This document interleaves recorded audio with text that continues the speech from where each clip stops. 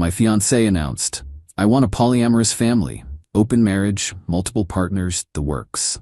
After 3 years together, I responded, "That's a big change." Then I told her I'm monogamous and that's not negotiable.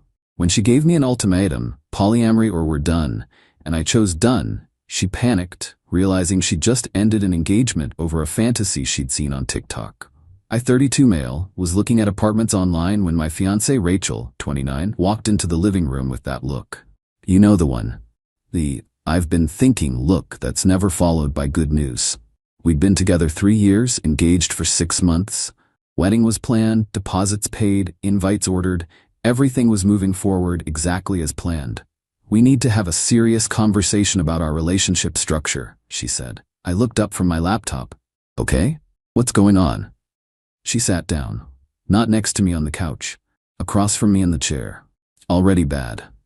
I've been doing a lot of self-discovery work lately, reading, learning, watching educational content, and I need to tell you something important about who I am. My stomach dropped. Those words never end well. I'm polyamorous. Dead silence. I could hear our upstairs neighbor walking around. "You want to open the relationship?" I asked. "It's not just opening it.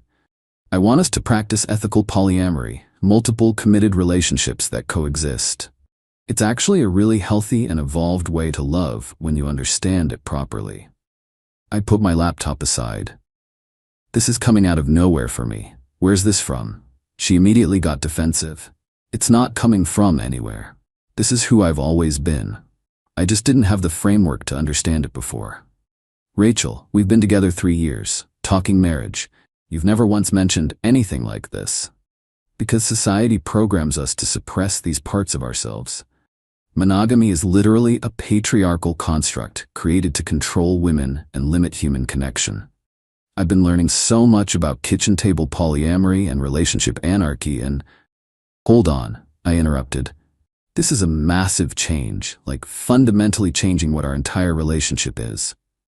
"It's not changing anything. It's expanding it. We'd still be together, still love each other. There'd just be more love. No one person can meet all your needs anyway." I felt this weird calm settle over me. That moment when your brain clicks into crisis mode. "You're right that one person can't meet every need," I said slowly. "That's what friends are for. Family. Community. But romantically, sexually, I'm monogamous. That's not something I'm willing to change." Her whole expression shifted. "You won't even consider it? That's pretty closed-minded." "It's not closed-minded to know what I want in a relationship. I'm not monogamous by default. It's what I actively choose."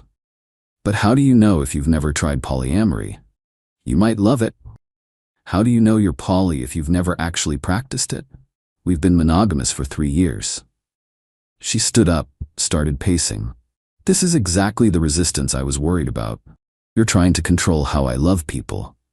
Saying I need monogamy isn't controlling you. It's stating what I need to be in this relationship. You can love however you want, but I get to decide what kind of relationship I'm in. So you're just shutting this down? Won't even think about it?" "Think about what?" "You're asking me to fundamentally change my relationship values. That's not a small request." She grabbed her phone, pulled something up. "Look, I follow these polyamory educators on TikTok and Instagram. They talk about how, if your partner refuses to even consider ethical non-monogamy, that's a red flag. It means they don't actually care about your happiness or growth." I stood up too. "Or it means we're incompatible in a really fundamental way." "We're not incompatible, we're perfect together. You just need to evolve past outdated relationship structures." "I don't think monogamy is outdated. It works for millions of people. It works for me." She went quiet. Then, "I can't be monogamous anymore. I need this to be happy." Okay, that's all you have to say? What do you want me to say? You're telling me you need something I can't give you. That sucks for both of us, but it is what it is. So you're choosing monogamy over me? Over 3 years together? That one stung. You're choosing polyamory over me. It's the same thing, Rachel. No, it's not the same. I'm asking you to grow with me. You're just being rigid and refusing to change. Asking someone to change their core relationship needs isn't growth. It's incompatibility. Her voice got louder. If you actually loved me, you'd at least try. If you actually loved me, you wouldn't ask me to. We just stared at each other. The relationship was ending in real time and we both knew it. Finally, she said, "Then I guess we're done. I'm not going to suppress who I am for anyone.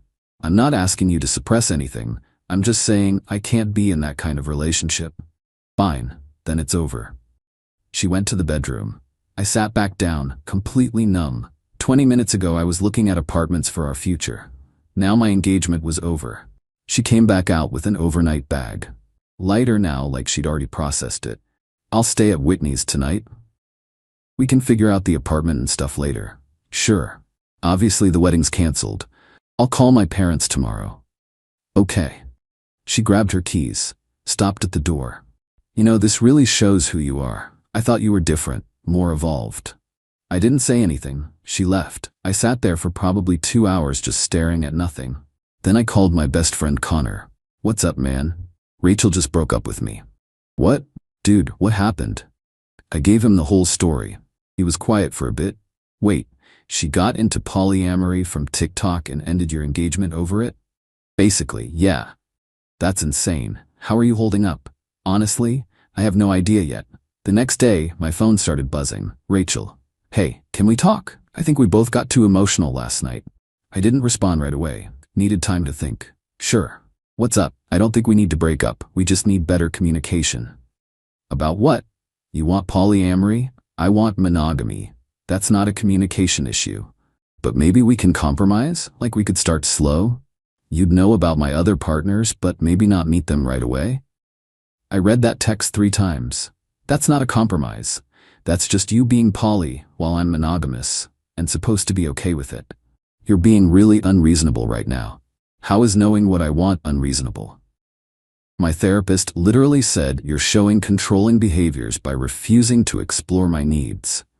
Your therapist said that? Or you told her a version of events, and that's what you heard? Same thing. It's really not. She called. I let it ring. She called again. I picked up the 3rd time. "Why are you avoiding me?" "I'm not avoiding you. I'm processing the fact that you ended our relationship last night. That's why we need to talk. I've been thinking too, and I keep coming back to the same thing. We want fundamentally different relationships. That's not something we can compromise on." "Yes, we can. If you just opened your mind even a little." My mind is open to monogamy, with someone who actually wants that too. Oh my God, you're so brainwashed by Disney movies and romance novels, and you're brainwashed by TikTok content creators apparently. That's not fair. Neither is asking me to change everything about how I do relationships because you spent a few weeks on social media. It wasn't just social media. I've been reading books, following actual researchers. For how long, Rachel? Silence. How long have you been researching polyamory? About a month and a half. I couldn't help it. I laughed. 6 weeks. We've been together 3 years, planning a marriage, but 6 weeks of poly content and suddenly you can't be monogamous anymore? Stop mocking me. I'm not mocking you. I'm pointing out that this seems really sudden, like maybe you're caught up in the excitement of something new, not discovering your core identity. You don't get to tell me who I am. You're absolutely right, but I get to decide if that's compatible with me, and it's not. She hung up. Seconds later, my phone buzzed. I want my stuff from the apartment this weekend. Okay, Saturday work? Fine. Update 1: Saturday comes around. Rachel shows up with her best friend Whitney and her mom Diane. Great, an audience. I'd already boxed everything up, made it easy, just sitting in the living room waiting. Diane walks in first, sees me, and her face does that thing. I cannot believe you're doing this to her. Hi Diane, good to see you too. She comes to you with her authentic feelings, trying to grow, and you just slam the door in her face? She told me she wants to date multiple people. I said I want monogamy. Those aren't compatible. Marriage is about compromise. We're not married, and some things aren't compromisable. Whitney jumps in. Do you even know that polyamorous couples actually have lower divorce rates? It's scientifically proven to be healthier. Cool. They should all date each other then. Rachel walks in. Won't look at me. Starts checking boxes. Is everything here? Everything I could find. If I missed something, let me know. Diane's on a roll now. You realize you're throwing away a beautiful relationship because you're too insecure to share? I'm not insecure. I'm monogamous. Those aren't the same thing. They're exactly the same thing. You're threatened by the idea of her with another man. Yeah, that's literally what monogamy is. Being exclusive. That's the entire point. Rachel finally speaks. Can we not do this here? But Whitney's going. You're really gonna throw away a whole wedding over this? She ended it. I just didn't beg her to stay. Because you don't actually love her. I looked at Rachel. Is that what you think? She chewed her lip, didn't answer right away. Then, I think if you loved me enough, you'd at least try. And I think if you loved me enough, you wouldn't ask me to.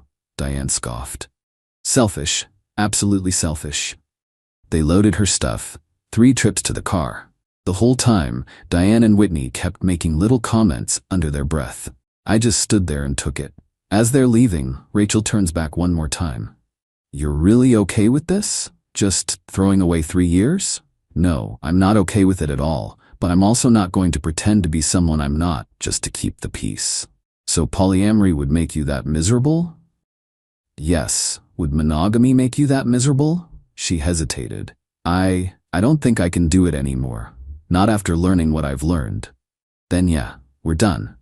They leave. The apartment is suddenly way too quiet. I sit on the couch and let myself actually feel everything. The loss, the confusion, the relief that it's over. My phone buzzes an hour later. Whitney. You're going to regret this so bad. She's amazing and you're too stupid to see it. Blocked.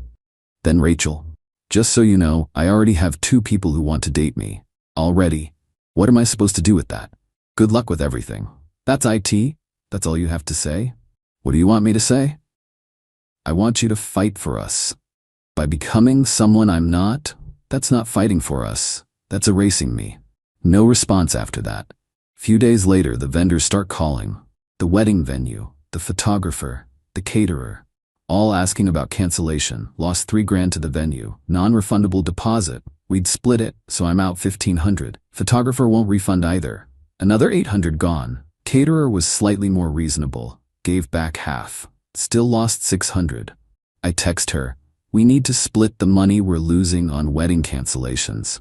Why should I have to pay anything? You're the one who wouldn't compromise. You're the one who ended the relationship because you forced my hand. I call her. She actually picks up. I didn't force anything, Rachel. You gave me an ultimatum. Polyamory or break up. I chose break up. That's on you. You could have just tried it.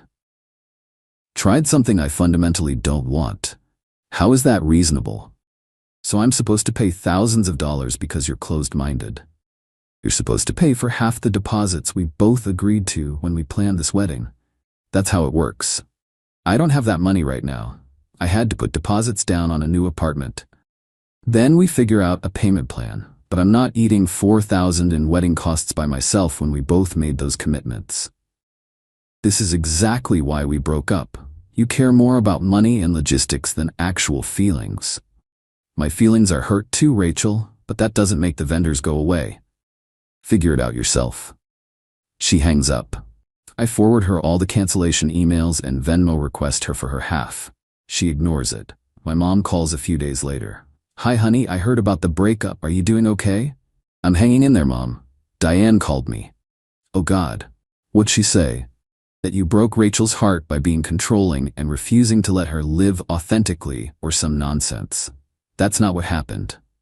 I know that, sweetie. I told her if Rachel wanted to date multiple people, she should have figured that out before accepting a ring. She didn't like that very much. I actually smiled. Thanks, Mom. But really, are you okay? 3 years is a long time. I don't know. It's weird. I'm sad it's over, but I also feel like I avoided something way worse down the line. That's probably true. You're allowed to feel both things.